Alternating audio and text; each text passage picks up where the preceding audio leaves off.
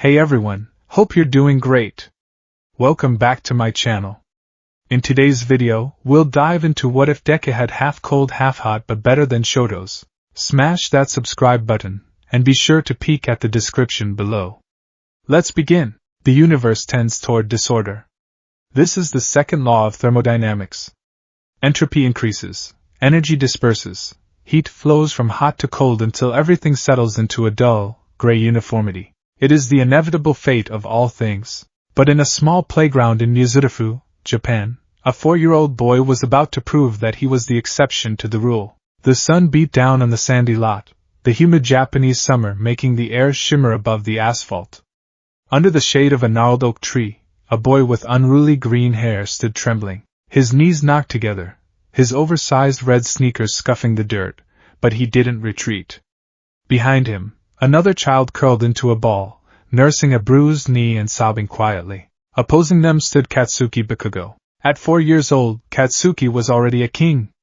He had his court, 2 lackeys with extending fingers and wings, and he had his crown, the smell of burnt sugar and the popping crackle of nitroglycerin sparking in his palms. Get out of the way, Deku, Katsuki growled, a small explosion popping near his ear.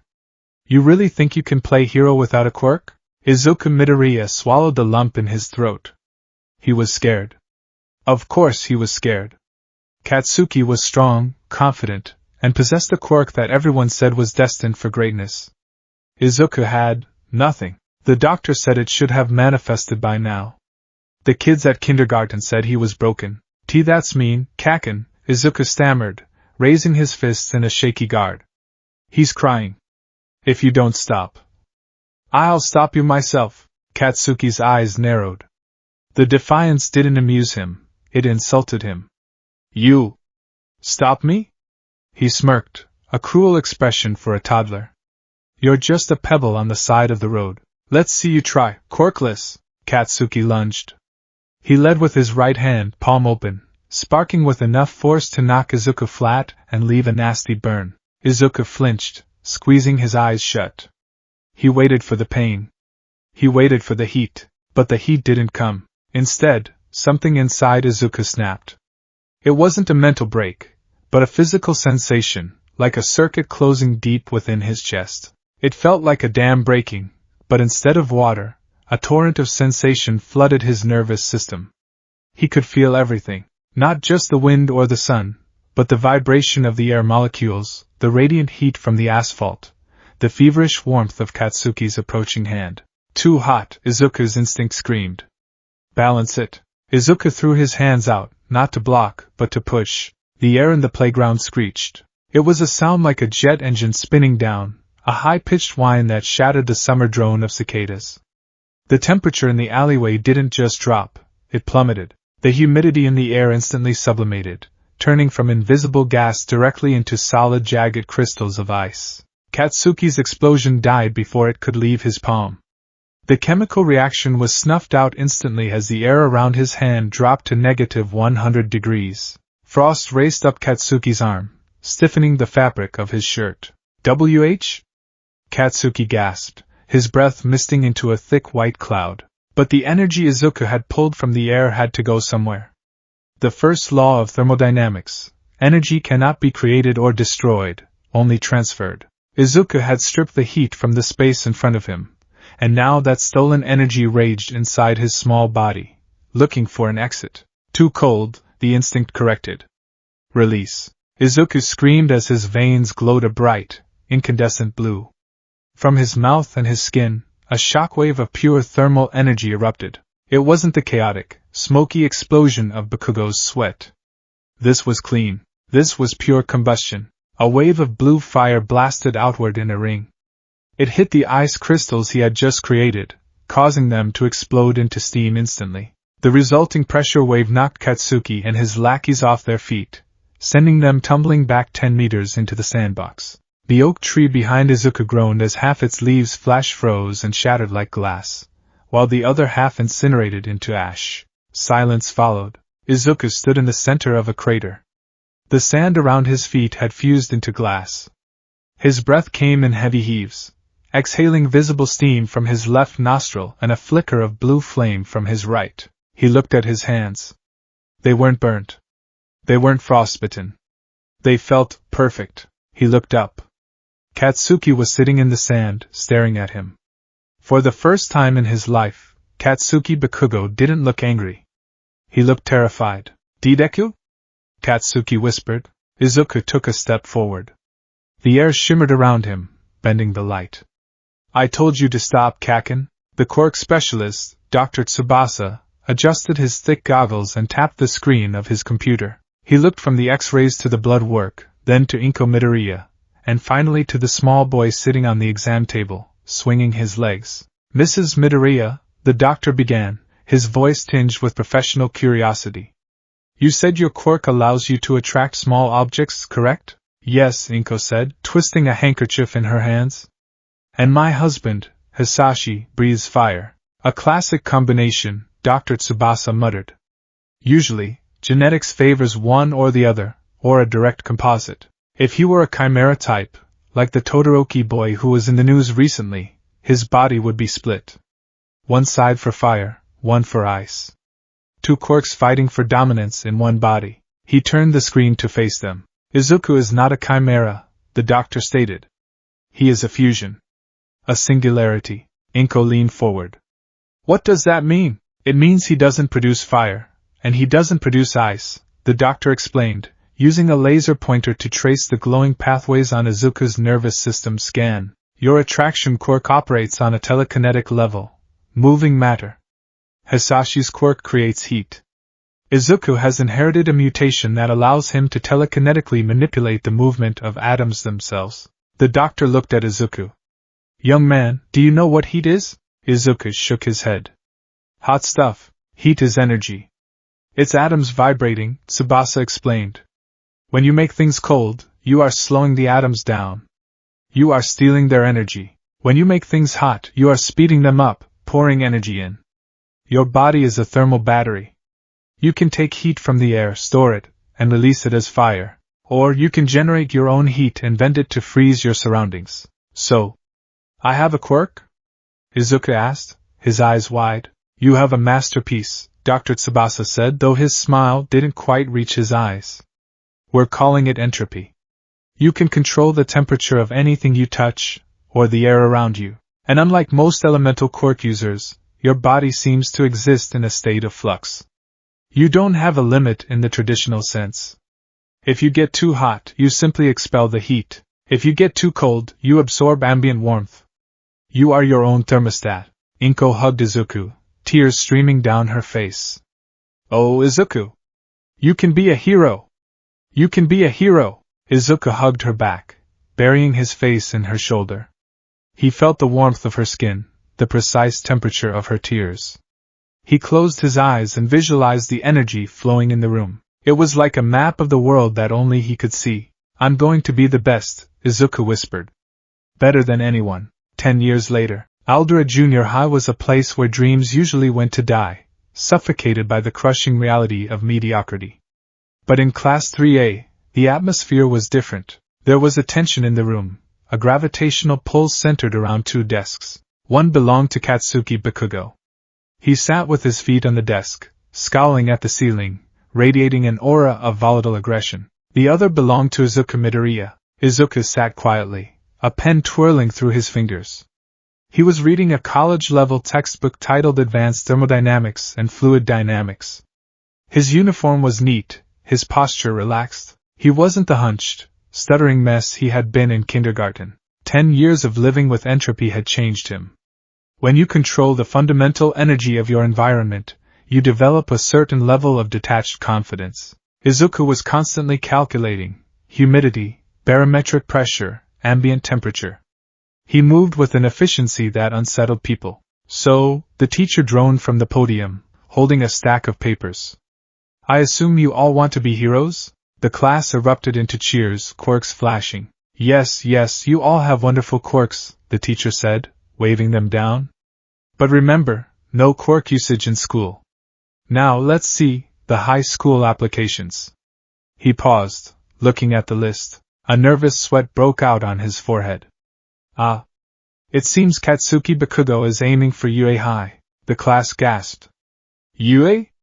The national school? It has a 0.2% acceptance rate. Bakugo slammed his feet down and jumped onto his desk. Shut up, you extras! I aced the mock exams. I'm the only one here with the stuff to make it to the big leagues. I'll surpass All Might and become the top hero. My name will be written in the history books. Oh, right, the teacher interrupted, looking at his clipboard again. And Midoriya is also applying to UA. The room went dead silent. In a normal timeline, this would be the moment the class laughed. They would jeer at the quirkless boy dreaming too big. But in this timeline, nobody laughed. Heads turned slowly toward Izuku. The green-haired boy didn't look up from his textbook. He simply stopped twirling his pen. Hey, Deku, Bakugo snarled, his voice low and dangerous. Izuku sighed, marking his page and looking up. His eyes were vibrant green, glowing faintly. The air conditioning in the room suddenly rattled, fighting against a sudden drop in temperature. Yes, Kaken? You think you can stand on the same stage as me? Bakugo demanded, small explosions popping in his palms. You think your little parlor tricks compare to my power? We've been over this, Izuku said calmly. His voice was level, scientific. Your explosion quirk is impressive, Kaken. High concussive force, excellent mobility. But it's inefficient. You rely on sweat production. You have a warm-up time in winter. I don't. Bakugo's eye twitched. Don't analyze me, you nerd. I'm just stating facts. Izuku stood up. As he did, a ring of frost spread from his shoes, coating the floorboards in white. You generate heat. I control it. You're a furnace, I'm the engineer. UA isn't just about raw power. It's about application. And I intend to apply myself. Bakugo grit his teeth. He wanted to blast him. He wanted to blow that calm look off Izuku's face. But he remembered the last time they fought seriously, back in second year. He remembered the feeling of his sweat glands freezing shut, the agony of the cold burns. Izuku Midoriya wasn't a pebble. He was a glacier. And you didn't kick a glacier unless you wanted to break your foot. TCH, Bakugo spat, sitting back down. Just don't get in my way during the exam. Or I'll turn you into a puddle. I'd like to see you try, Izuku replied, the frost receding as he sat back down. The rest of the class exhaled, realizing they had been holding their breath. The hierarchy at Aldera was complex. Bakugo was the loud tyrant, but Midoriya was the quiet nuclear deterrent. School ended, and Izuku packed his bag. He needed to head to the hardware store. He was working on a prototype for a pressurized steam gauntlet to help with long-range precision. He took the shortcut through the underpass.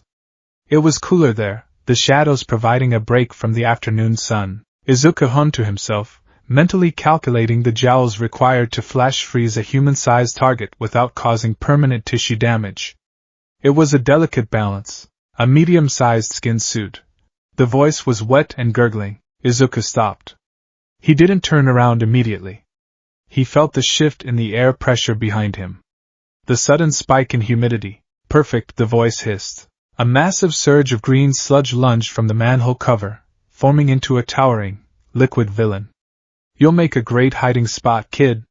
Don't worry, it'll only hurt for about 45 seconds. The villain enveloped him. Sludge forced its way into Izuku's mouth and nose. It tasted like sewage and oil. Panic flared, the primal fear of suffocation. The villain was fluid. Physical strikes would pass right through. Cannot breathe. Oxygen cut off. Think. Analyze. Izuku's eyes darted around. The villain was liquid. Liquids had freezing points. He's mostly water and sewage. High viscosity. If I drop the temperature, he becomes solid. But if I freeze him while he's inside me, I'll freeze my own lungs. He needed a barrier. Izuku clenched his hands. He didn't try to claw at the sludge. Instead, he focused on the layer of air trapped against his skin. Phase 1. Superheat the skin's surface. Izuku's body temperature spiked. Within a microsecond, his skin hit 200 degrees Celsius. Gah!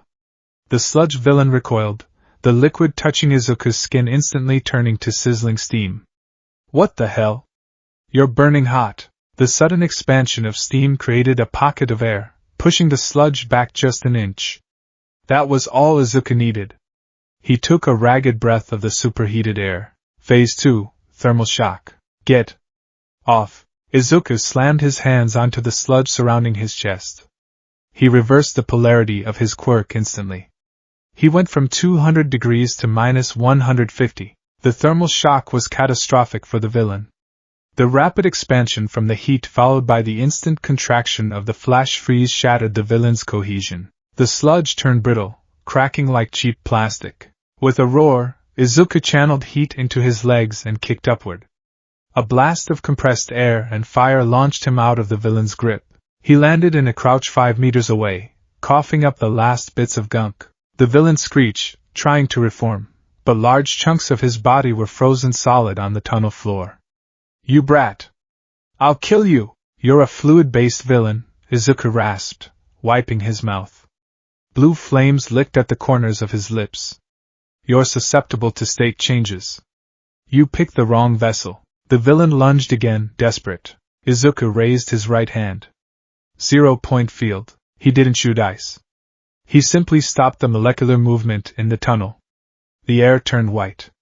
The villain froze in midair, a grotesque sculpture of suspended sewage. I am here! The manhole cover flew into the air. All Might landed with a thunderous crash, his signature smile plastered on his face. Have no fear, for I am. All Might stopped. He looked at the boy wiping slime off his uniform. He looked at the villain, which was currently a frozen statue suspended in the middle of the tunnel. He looked at the frost coating the walls and the ceiling. Here, All Might finished weakly. Izuku looked up, his eyes widening. The analytical calm vanished, replaced by the fanboy he truly was. All Might, young man, All Might said, walking over and tapping the frozen villain. It rang like a bell. Did you do this? Yes. Izuku stood up straight, saluting. He caught me off guard, but I managed to utilize a thermal shock to disrupt his viscosity, and then applied a flash freeze to incapacitate him. Can I have your autograph? All Might blinked. Usually, he had to save the civilians. Rarely did he walk in to find the civilian had already neutralized the threat with military-grade efficiency. Incredible, All Might muttered. He quickly produced a notebook and signed it. You have a powerful quirk, young man. And quick thinking. It's called entropy. Izuku beamed, holding the notebook like a holy relic. I've been analyzing your fights since I was 3. The way you change the weather with your punches. Is that purely wind pressure, or is there a thermal component due to friction? All Might laughed, a boisterous, booming sound. Just wind pressure and justice, my boy. Now I must get this fellow to the police. Stand back. All Might chopped the frozen villain into chunks, shoved them into empty soda bottles he had in his pockets, reduce, reuse, recycle, and prepared to jump. Wait! Izuku yelled. I have a question. No time. Evil awaits. All Might crouched. Can I be a hero even if I'm not strong like you? All Might paused. He looked at the boy. Izuku wasn't asking if he could save people. He had just done that. He was asking something deeper. Young man, All Might said softly. You just took down a villain that gave me the slip all morning. You don't need to be like me. You already have the spirit. Strength comes in many forms. With that, All Might launched himself into the sky. Izuku stood there, the wind buffeting his hair. He smiled. It wasn't a no, but it wasn't the deep conversation he wanted. Wait, Izuku realized. I didn't ask him about his injury. Izuku's eyes narrowed. His thermal vision had picked up something odd about All Might. Under that massive muscular form, there was a heat signature that was all wrong. A cold spot on his side, like a void where energy was missing. I need to know, Izuku muttered. He ignited his feet. Jet burn. Explosions of blue fire erupted from the soles of his shoes. Izuku shot into the air, trailing All Might not by grabbing his leg, but by flying on a pillar of heat. The flight was short. All Might landed on a rooftop, steam pouring off him. Izuku hovered down a moment later, cutting his propulsion. Young man! All Might coughed, blood spurting from his mouth. You can fly too? That is, poof. A massive cloud of steam enveloped the hero. When it cleared, the skeletal form of Toshinori Yagi stood there. Izuku didn't scream. He didn't panic. He stared, analyzing. Reduced muscle mass, Izuku muttered. Severe respiratory damage. That cold spot I saw, half your respiratory system is gone, isn't it? All Might, Toshinori, slumped against the railing. You have a sharp eye, kid. And yes. 5 years ago, a villain did this. Toxic chainsaw? Izuku asked. You know your stuff. But no, Toshinori lifted his shirt to show the scar. It was a spiderweb of mangled tissue. This was a fight the public doesn't know about. I hold it together, but my limit is decreasing.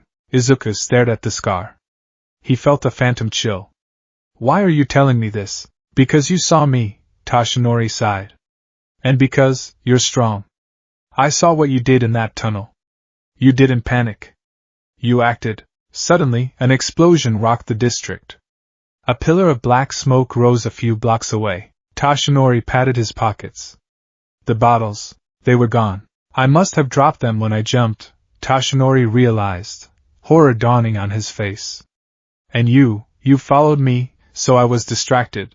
It's my fault, Izuku said, his face paling. I distracted you. No, Toshinori tried to transform, but coughed up blood. Damn it! I'm out of time. Izuku didn't wait. He didn't wait for All Might to finish his sentence. He was already running, blue flames flickering at his heels to boost his speed. I caused this. I have to fix it. The shopping district was an inferno. The sludge villain, now free and enraged, had found a new host. Explosions tore through the street. The villain was using the host's quirk to wreak havoc. Cars were flipped, storefronts shattered. The heroes, Death Arms, Kamui Woods, Empty Lady, were helpless. I can't get close. Kamui Woods yelled. The fire is too intense. I need a 2-lane road. Empty Lady complained.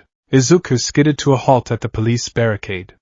He looked into the heart of the fire. There, in the center of the sludge, was a face he knew. Katsuki Bakugo. Katsuki was fighting. He was thrashing, screaming, firing explosions that only fed the fires around him. But his eyes were wide with panic. He was suffocating. Kaken. The heroes were holding back. They were waiting for someone with the right quirk. I have the right quirk. Izuku's body moved. It wasn't the mindless dash of a desperate child. It was the calculated advance of a specialist. Hey! Kid! Get back! Death Arms shouted. Izuku ignored him. He walked into the fire. The flames parted around him. He wasn't pushing them away. He was absorbing them. The ambient heat flowed into his body, charging him. His veins glowed brighter and brighter, turning from blue to a blinding white. The sludge villain saw him. You! The brat from the tunnel, let him go, Izuku said. His voice wasn't loud, but it carried over the roar of the fire. Die! The villain swung a massive tentacle of sludge mixed with Bakugo's explosion energy. Izuku didn't dodge. He raised his left hand. Thermodynamic Law 3, Absolute Zero. A beam of pure cold erupted from his hand. It hit the tentacle, freezing it instantly. The ice rushed up the sludge, turning the liquid appendage into a solid pillar. Izuku shattered it with a casual backhand. He sprinted forward, skating on a layer of ice he created beneath his feet. He closed the distance in a second. Get out of here, Deku! Bakugo choked out, tears of frustration in his eyes. Shut up and hold your breath, Izuku commanded. Izuku placed both hands on the central mass of the sludge, inches from Bakugo's face. He had to be precise. If he froze the villain completely, he might freeze Bakugo's cells too. If he burned him, he'd burn Katsuki. He needed a separation. Vapor pressure. Izuku heated the air between the sludge and Bakugo's skin to 500 degrees for a fraction of a second, while simultaneously freezing the outer layer of the sludge. Pop! The sudden steam pressure exploded Bakugo out of the villain's grip, launching him onto the pavement behind Izuku. Now, it was just Izuku and the monster. You ruined everything! The villain shrieked, looming over him. You're boring, Izuku said. He clasped his hands together. The fire in the street began to swirl toward him, a vortex of red and orange being sucked into his solar plexus. The street went dark as he stole every ounce of heat from the environment. Izuku's eyes glowed like stars. Prominence. Freeze. He released the energy. But he inverted it. He projected a field of cold so intense that the air turned into liquid nitrogen. The sludge villain didn't just freeze.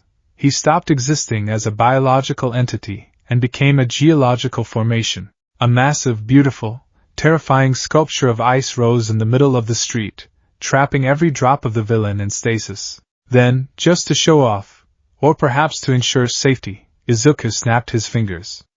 The air warmed up instantly to a comfortable 22 degrees Celsius. Izuku let out a long breath of steam. He turned to Bakugo, who was coughing on the ground. "You okay, Kaken?" Bakugo stared at him. He looked at the massive ice sculpture. He looked at the heroes, who were standing with their jaws on the floor. "I didn't ask for your help," Bakugo yelled, his voice cracking. "I know," Izuku extended a hand. "But you looked like you needed it." The lecture from the heroes was different this time. "That was reckless," Kamui scolded. "But, my god, that control. You have a powerful quirk, kid," Death Arms admitted, crossing his arms. "But leave it to the pros next time." Izuku nodded politely, accepting the scolding and the praise in equal measure.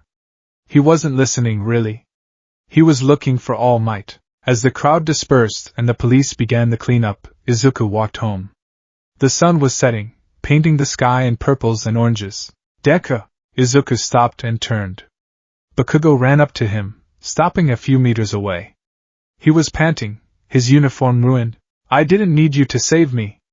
Bakugo shouted, his hands clenched. "I was fine. I would have broken out eventually. Don't look down on me. You haven't beaten me, you hear? I'm still going to be number one." He turned and stomped away. Izuku smiled slightly. "At least he's consistent." "I am here." All Might slid out from a side street in his muscle form, striking a pose, before instantly poofing back into his skeletal form and vomiting blood. "All Might!" Izuku rushed over. "You really should be in a hospital." I'm fine, Tashinori waved him off. "Young man. I have to apologize." "And thank you? For what?" "For acting when I couldn't," All Might said. "I stood there, watching, constrained by my limits." "But you ran in." "Why?" Izuku thought about it.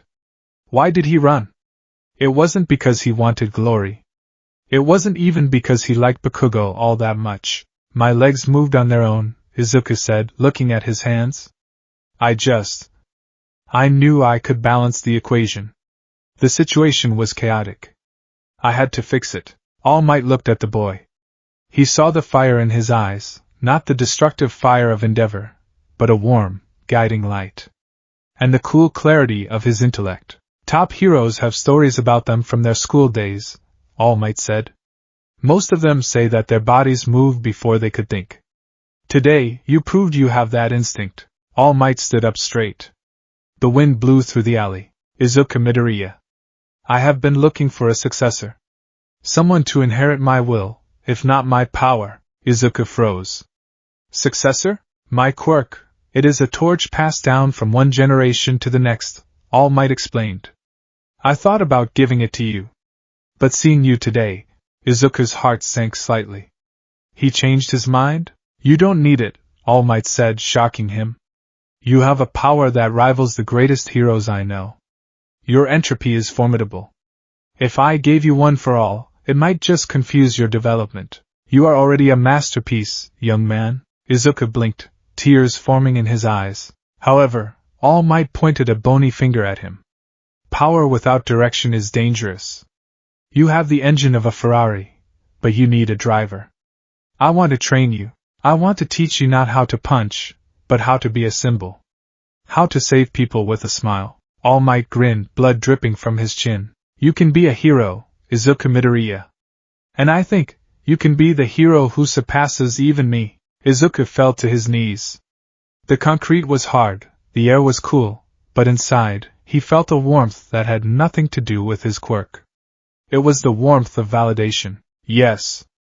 Izuku sobbed, clutching his chest. "Yes, I'll do it," All Might laughed. "Good. Prepare yourself, young Midoriya. We have 10 months until the UA entrance exam. I'm going to work you until you drop. I can regulate my body temperature to prevent exhaustion, Izuku said through his tears. Don't get smart with me, kid! Now let's go get some dinner. I'm starving. As they walked away, the streetlights flickered on. Izuku looked at his hand one last time. He clenched his fist, blue fire dancing across his knuckles, cool white mist swirling around his wrist. Equilibrium. He had found it. And now, he was going to show the world what it looked like. The Dagoba Municipal Beach Park was less of a park and more of a graveyard for the unwanted refuse of the Showa era. Tires, rusted appliances, driftwood, and bags of unidentifiable sludge formed a mountain range of garbage that blocked the ocean view. For most, it was an eyesore. For Izuku Midoriya, it was a laboratory. Control, young Midoriya. Control is the essence of heroism. All Might stood atop a rusted refrigerator, looking like a golden statue amidst the filth. He was in his muscle form, arms crossed, cape fluttering in the sea breeze. Below him, Izuku was hovering 3 feet off the ground. It wasn't flight, not in the way heroes like Hawks or Captain Celebrity flew. It was propulsion. Streams of concentrated, high-velocity blue flames jetted from the soles of Izuku's iron-soled boots, custom-made for this training. I'm trying! Izuku yelled over the roar of his own combustion. But the wind shear is unpredictable today. The atmospheric pressure is dropping, storm coming in. Don't analyze the wind, boy. Feel it. All Might bellowed. You are a jet engine with a heart. Be the engine. Izuku grit his teeth. He tilted his ankles. The flames flared, blue turning to white hot. He shot forward, aiming for a stack of tires 50 meters away. The acceleration was brutal, pressing him against the invisible wall of air resistance. Vector calculation, Izuku's mind raced. Velocity, 60 kilometers per hour. Distance, 30 meters. Deceleration required. Now, he cut the heat to his feet instantly. In the same microsecond, he shoved his hands forward. Flash freeze. He didn't fire ice. He stole heat. He sucked the thermal energy out of the air in front of him, creating a wall of dense, supercooled nitrogen and oxygen. He slammed into the air wall. It was like hitting a mattress made of wind. The sudden density change slowed his momentum, bringing him to a halt inches from the tires. He dropped to the sand, steam hissing off his boots. Excellent! All Might jumped down, landing with a heavy thud. That braking maneuver is getting smoother. You used to crash into the trash heaps. I used to crash into you, Izuku corrected, wiping sweat from his forehead. He checked his hands. No frostbite. His internal thermostat was working overtime, cycling the heat from his feet to warm his hands. The air brake is effective, but it creates a vacuum afterward that pulls debris toward me. I need to refine the dispersal. It had been 8 months since the incident with the sludge villain. 8 months of hellish physical conditioning and quirk refinement. All Might had been true to his word. He hadn't given Izuku one for all. After seeing Izuku's entropy quirk in action, the #1 hero had decided that giving the boy a stockpile of raw power might actually destabilize his delicate thermal control. Instead, All Might had focused on building Izuku's body to withstand the extremes of his own physics. Izuku wasn't building muscle just to punch. He was building a chassis capable of handling a jet engine. You have the mobility, All Might said, pulling a crushed truck tire out of the sand with one hand. You have the output. But UE isn't just about moving and blasting. It's about application. Look at this beach. Izuku looked. They had cleared about 70% of it. There is a washing machine buried under that pile of driftwood, All Might pointed. It is heavy, rusted, and awkward. How do you move it without touching it? Izuku adjusted his gloves. I create a temperature differential. He walked up to the pile. He placed his right hand near the bottom, palm open. He focused. He didn't create fire. He excited the air molecules, creating an updraft. Heat rises. Simultaneously, he used his left hand to cool the air above the pile, making it heavy and dense. The clash of hot air rising and cold air sinking created a localized vortex, a mini tornado. The driftwood rattled, then lifted, spinning away into a neat pile to the side, revealing the washing machine. Precision, All Might nodded. Endeavor would have burned the wood. Shoto Todoroki might have frozen it. You moved it using the air itself. That is your edge, Izuku. You are the master of the environment. Izuku smiled, a small, confident quirk of the lips that had replaced his nervous trembling over the last few months. I'm ready, All Might. The written exams were a breeze. The practical is the only variable left. Then let's finish this, All Might grinned. Clean the rest of this beach. And Izuku? Yes? Try not to turn the ocean into steam today. The fisherman complained last week, the morning of the exam. The gates of Ue High were imposing. Massive barriers of steel and glass that separated the ordinary from the extraordinary. Izuku Midoriya stood at the entrance, his backpack slung over one shoulder. He wore the standard black gakurin of Aldera Junior High, but he wore it differently than the other students. His spine was straight. His eyes were scanning the crowd, noting the various mutation quirks, estimating reach and potential power outputs. Giant hands, good for debris clearing. Elastic torso, high mobility, low defense. Engine calves, high speed, requires coolant. Out of my way, Deku. The voice was low, guttural. Izuku didn't flinch. He stepped to the side, allowing Katsuki Bakugo to stomp past. Bakugo looked focused. He didn't scream. He didn't explode. He just glared at Izuku with a look that promised violence later. Good luck, Kaken, Izuku said calmly. Don't tell me what to do, Bakugo grunted, bumping Izuku's shoulder as he passed. Just don't die in there. I want to be the one to crush you. Izuku watched him go. Their rivalry had shifted into a cold war. Bakugo no longer physically bullied him. He knew better after the playground incident in second year and the sludge incident, but the hostility was now a razor-sharp competitive edge. Izuku took a deep breath, tasting the morning air. Humidity, 65%. Temperature, 24 degrees Celsius. Optimal conditions for both ignition and condensation. He took a step forward and immediately caught the toe of his shoe on a crack in the pavement. Gravity took hold. He began to fall forward. Reflex action. Izuku didn't panic. He didn't flail. In the split second before his face hit the concrete, he dumped a burst of heat from his palms toward the ground. The sudden pocket of high-pressure hot air acted like a cushion, slowing his descent so that he hovered an inch off the ground for a second before gently tipping upright. Whoa! A voice chirped beside him. Izuku looked up. A girl with a bob cut and round, rosy cheeks was staring at him. That was amazing! She beamed. I was going to use my quirk to catch you, but you just floated? Are you a wind user? Izuku straightened his uniform. Ah, no. Just thermodynamics. I created a localized high-pressure zone to counteract gravitational acceleration. I'm Izuku Midoriya, Ochako Uraraka. She smiled, rocking on her heels. You're so calm.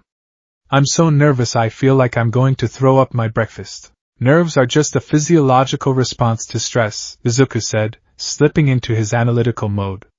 Elevated heart rate, cortisol release. Try rhythmic breathing. In for 4 seconds, hold for 4, out for 4. It helps regulate the autonomic nervous system. Uraraka blinked then laughed. You sound like a doctor. Okay, in for 4. She breathed. Hey, it does help. Thanks, Midoriya. Let's do our best. She waved and ran off toward the orientation hall. Izuku watched her go. She has pads on her fingers. Tactile activation quirk? Likely manipulation of gravity or mass based on her initial comment. Analyzing the competition already? Izuku turned. A tall, bespectacled boy with blue hair and engines in his calves was marching toward him, chopping the air with his hand. We are here to take an exam, not to socialize. The boy scolded. You are blocking the flow of foot traffic. It is disrespectful to the sanctity of this institution. Izuku stepped aside efficiently. Efficiency of movement is important. My apologies. But technically, stopping to scold me is also causing a blockage, creating a bottleneck effect for the students behind us. The boy froze, his hand mid-chop. He processed the logic, malfunctioned for a second, and then bowed stiffly. Touché. I am Tenya Ida. I look forward to seeing your performance. Izuku smiled. This is it. The variables are set. The orientation. Present Mix's voice was loud enough to vibrate the fillings in Izuku's teeth. Welcome to my live show. Everybody say hey. Silence. Izuku sat in the dark auditorium, scribbling furiously in his notebook. He wasn't drawing present Mike. He was diagramming the robots being displayed on the screen. 1 pointer, speed type. Light armor. Vulnerable to joint freezing. 2 pointer, tank type. Heavy armor. Requires internal heating to cook the electronics or high-impact thermal shock. 3 pointer, heavy assault. Missiles? Machine guns? Need to prioritize mobility. Excuse me. Ida's voice rang out. He stood up, pointing at the pamphlet. There are 4 robots listed here, but you only explained 3. If this is a printing error, you should be ashamed, and you, he pointed a finger directly at Izuku. The curly-haired boy. You've been muttering this whole time. It's distracting. If you're here on a field trip, you should leave. The spotlight hit Izuku. Hundreds of eyes turned to him. Izuku didn't shrink. He didn't stutter. He adjusted his grip on his pen and stood up. I apologize for the noise, Izuku said, his voice projecting clearly without shouting. I was calculating the probable alloy composition of the 3 pointers armor based on its visual weight distribution. As for the 4th robot. Izuku looked at present Mike. It represents 0 points. In game design, a 0-point enemy usually acts as an environmental hazard, something to avoid, not to fight, like a thwomp in Mario. It's a mechanism to test retreat protocols and situational awareness. Correct? Present Mike grinned, pointing a finger gun at Izuku. Bingo! That listener gets it. You're sharp, kid. The 0-pointer is an obstacle. It's huge, it's mean, and there's no point in fighting it. If you see it, run. Ida looked from Mike to Izuku, flushed with embarrassment. He bowed deeply. I see. You discerned the nature of the test before the explanation. I apologize for my rudeness. It's fine. Izuku sat down. Just, let's focus. Bakugo, sitting a few rows down, clicked his tongue. Show off. Battle Center B. The mock city was massive. Skyscrapers, streets, streetlights. It was a perfect replica of an urban war zone. Izuku stood at the gate, stretching his calves. He wore a simple green tracksuit with heat-resistant plating on the shins and forearms. On his belt were pouches containing water bottles, fuel for his steam. Around him, other examinees were jittery. Uraraka was there, slapping her cheeks to psych herself up. Ida was revving his engines. They haven't given the signal yet, someone whispered. Should we line up? Izuku looked up at the observation tower. He saw present Mike drawing a breath. Heroes don't wait for a bell. Izuku ignited. Whoosh! Twin jets of blue fire erupted from his heels. He launched himself forward, blasting past the startled students, and clearing the gate before it had even fully opened. Hey! Someone shouted. He jumped the gun. There are no countdowns in real battle. Present Mix's voice boomed over the speakers. Follow that kid. He's the only one with the right idea. By the time the other students started running, Izuku had already engaged. He turned the corner onto the main street. 3 one-pointers, fast, wheelbase drones, rushed him. Target acquired, the lead robot chirped. Target neutralized, Izuku replied. He didn't slow down. He skated across the asphalt on a layer of heat, reducing friction to 0. As he passed the robots, he didn't punch them. He simply extended his arms. He slapped the side of the first robot with his left hand. Temperature drop, -100 degrees Celsius. The metal groaned, turning brittle and white with frost. He spun and slapped the second robot with his right hand. Temperature spike, 800 degrees Celsius. The metal glowed cherry red, the internal wiring melting instantly. For the third, he grabbed its head with both hands. Left side cold, right side hot. Thermal shock. Crack. The metal shattered like glass under the opposing stresses. The robot's head crumbled into dust. Izuku kept moving. 3 points. He moved like a phantom. He wasn't destroying the city. He was dismantling the opposition. He saw a 2-pointer cornering a student with a laser naval quirk. Izuku jumped, using a burst of fire to vault over the robot. In midair, he exhaled a stream of supercooled mist. Frost cloak. The mist enveloped the robot's sensors. The optical lenses froze over instantly, blinding it. The robot spun wildly, firing into a wall. Aim for the neck joint. Izuku yelled to the naval laser boy. The armor is thinnest there. The boy fired, decapitating the blinded robot. Merci. Keep moving. Izuku landed and skated away. 10 minutes in. Score, 45 villain points. Izuku paused atop a lamppost, surveying the battlefield. He was sweating, but not from exertion. His body was venting excess heat. Steam curled off his shoulders. I have enough points to pass, he calculated. Now I need to ensure my rescue score is adequate. All Might said they grade on benevolence. Below him, Ida was sprinting, kicking robots apart. Uraraka was floating robots and dropping them. Everyone was fighting hard. Then, the ground shook. It wasn't a rumble. It was an earthquake. The glass in the windows rattled. Dust rose from the north side of the city. What is that? A student screamed. A shadow fell over the street. The 0-pointer. It was colossal. Taller than the skyscrapers. A green monstrosity on treads, its mere movement crushing buildings like cardboard. It punched a building, sending debris raining down on the fleeing students. That's the obstacle? Someone squeaked. Run! The panic was instantaneous. The students turned and fled, a stampede of fear. The robot was designed to induce terror, and it was working perfectly. Izuku watched from his perch. Logic dictates retreat. There are no points to be gained. Avoiding damage is the priority. He prepared to engage his thrusters and fly backward. Ouch! The sound was small, barely audible over the grinding gears of the Titan, but Izuku heard it. He looked down. Ochako Uraraka was trapped. She had tripped, and a massive piece of concrete rubble had pinned her leg. She was struggling, her face pale with pain, trying to lift it, but her quirk was at its limit. She was nauseous. The 0-pointer was rolling toward her. It didn't see her. It was just a machine following a path. Logic said run. Physics said the mass of the robot times its velocity equals death. But Izuku Midoriya wasn't just a scientist. He was a hero. Forget the points. Izuku jumped. Not away, but toward the Titan. Jet burn, maximum output. The blue flames at his feet turned violet. He rocketed through the air, crossing the distance in a heartbeat.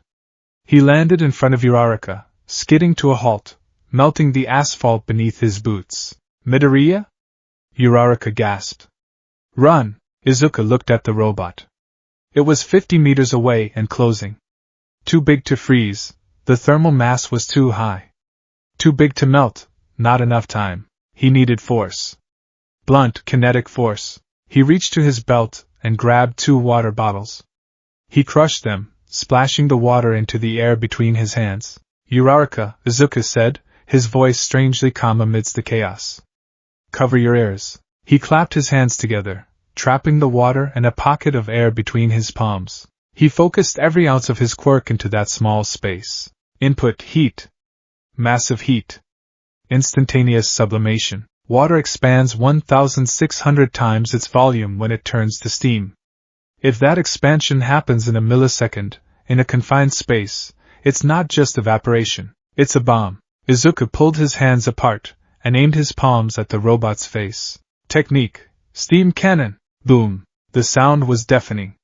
It was like a thunderclap detonating at ground level. A condensed beam of superheated, high-pressure steam erupted from Izuku's hands. It ripped through the air, creating a visible shockwave that shattered the windows of every building in a 3-block radius. The blast hit the 0-pointer dead in the center of its face. The air pressure was so immense that the metal didn't just bend, it crumpled.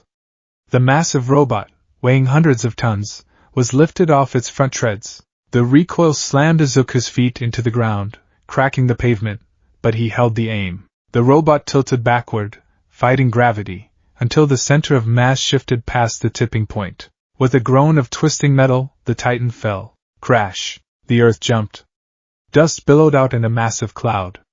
The 0-pointer lay on its back, its head caved in, steam pouring from the impact site. Silence returned to Battle Center B. Izuku stood there, arms extended, smoke rising from his palms. His sleeves were singed off. His skin was glowing a dull red, radiating heat like a furnace. He exhaled, and a long plume of steam escaped his lips. Overheat, warning. He muttered, swaying slightly. He turned to Uraraka. The rubble on her leg had been shifted slightly by the shockwave. He knelt down, his hands still hot. Let me. He touched the concrete.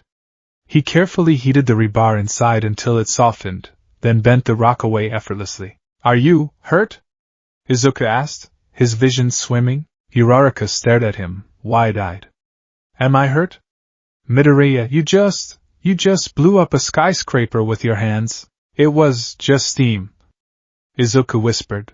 His internal thermostat finally caught up. The adrenaline crash hit. His eyes rolled back, and he collapsed forward. Uraraka caught him, by floating him just in time. Medic! We need a medic! The review room. In a dark room lined with monitors, the teachers of UA High watched the replay. Good Lord, Midnight murmured. That destructive power, is he related to Endeavor? No, All Might said from the back of the room, swelling with pride, and coughing slightly. His quirk is purely his own mutation. Entropy. The control of thermal states. He holds back, Aizawa observed, his eyes narrowed as he watched the footage of Izuku dismantling the 3 pointers. He calculates the minimum force required to disable. He's efficient. But that last move. He abandoned logic to save the girl. Nizu, the principal, squeaked happily. He had zero reason to engage that robot. He risked his exam score to save a competitor. 60 villain points, Present Mike tallied. And the rescue points? Well, Midnight tapped her chin. He saved the girl from being crushed. He saved the others from falling debris by knocking the Titan back. And he did it without hesitation. 60 rescue points, Nizu decided. Total score, 120. A new school record, Aizawa sighed, closing his folder. Great. Another problem child. Just what my class needs. 1 week later, the Midoriya household was quiet. Inko was pacing in the kitchen, muttering about fish prices to distract herself. Izuku sat at his desk, staring at the envelope. It had arrived. He hadn't spoken much since the exam. He was worried. He knew he had villain points, but had he done too much damage? Did he hurt anyone with the shockwave? Was the steam cannon considered excessive force? He ripped the envelope open. A metal disc fell out. A hologram projected onto the wall. I am here. As a projection, Izuku jumped. All Might? Young Midoriya. All Might's hologram struck a pose. You've been waiting. And I am here to deliver the news. But first, I must apologize for not contacting you sooner. I have been busy with the paperwork for my new job. New job? Izuku whispered. That's right. I will be teaching heroics at UA. All Might announced.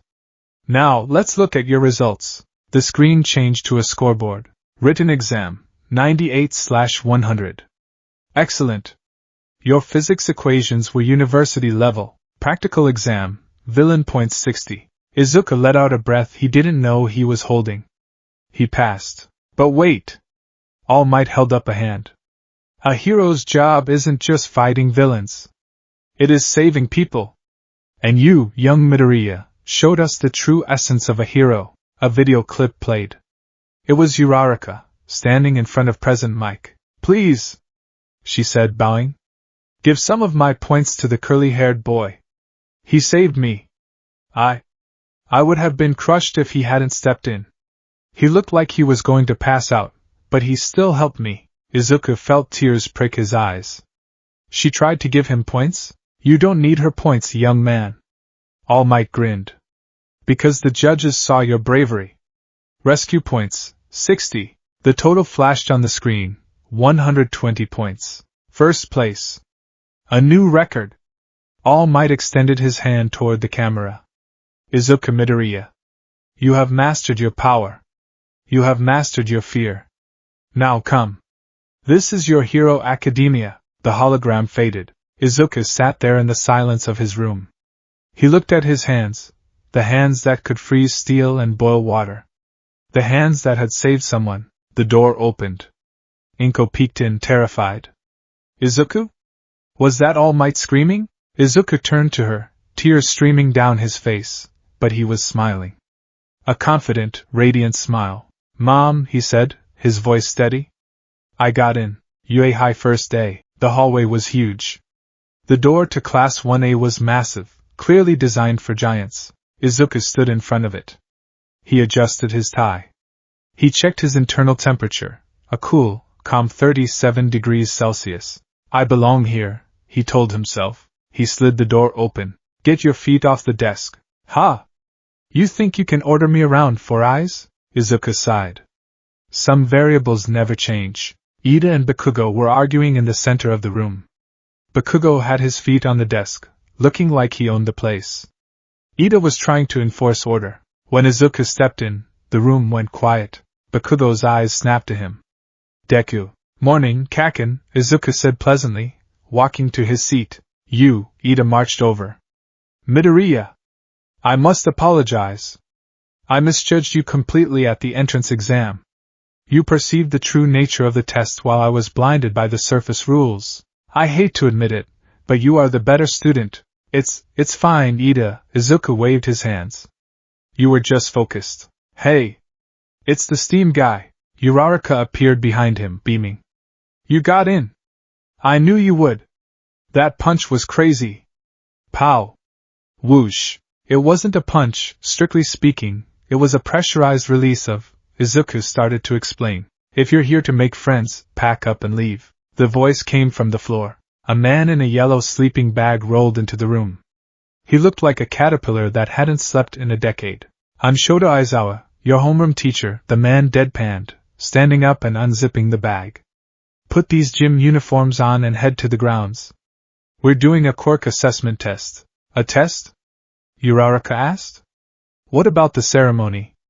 The guidance counselor? Yuri is a freelance style, Aizawa said, grabbing his capture scarf. We don't have time for ceremonies. And Midoriya?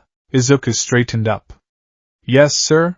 Aizawa stared at him with tired, bloodshot eyes. I saw the footage. Don't think you can coast on raw power here. Physics is great, but reality is harsh. Don't make me expel you. Izuku met his gaze. The old Izuku would have panicked. The new Izuku, the one who understood that pressure creates diamonds, simply nodded. I wouldn't dream of it, sir. I operate best under pressure. Aizawa's lip curled into a tiny, terrifying smile. We'll see. As the class filed out, Izuku glanced across the room. He locked eyes with a boy with half-white, half-red hair. Shoto Todoroki was staring at him. He wasn't glaring like Bakugo. He was studying him, like a specimen in a jar. There was a coldness in his eyes that rivaled Izuku's own ice. Izuku felt a chill that had nothing to do with his quirk. He feels familiar, Izuku thought. Like a mirror image. Izuku looked away and followed the class. The practical application was over. Now, the real experiment began. The PE grounds of UA High were expansive, a flat expanse of dirt, and chalk lines designed for one purpose: to push teenagers past their breaking points. The sky was an indifferent blue, clear and cloudless, offering no shade from the late morning sun. Class 1A stood in a loose cluster, wearing their blue gym uniforms with the white UA lettering forming vertical stripes down the torso and legs.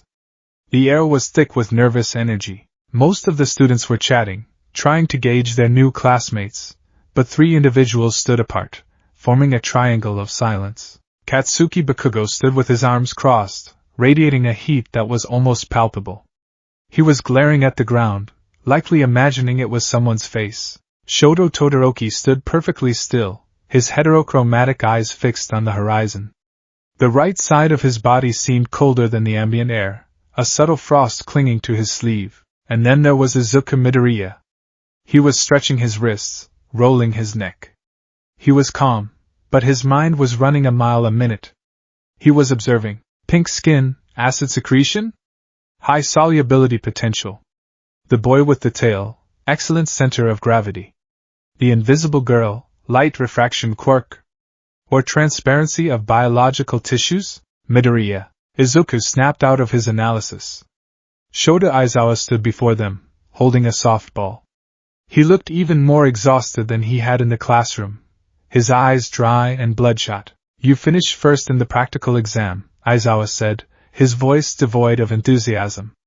In junior high, what was your best result for the softball throw? 67 meters, Izuku answered promptly. Without quirk assistance. Try it with your quirk, Aizawa tossed him the ball. Do whatever you want as long as you stay in the circle. Izuku walked to the white circle. The ball felt light in his hand. He looked at the field. It was open. Physics, Izuku thought. Ballistics. If I use fire to throw it, I risk melting the casing. If I use ice, I add weight. I need propulsion. He took a stance. He gripped the ball in his right hand. He didn't wind up like a baseball pitcher.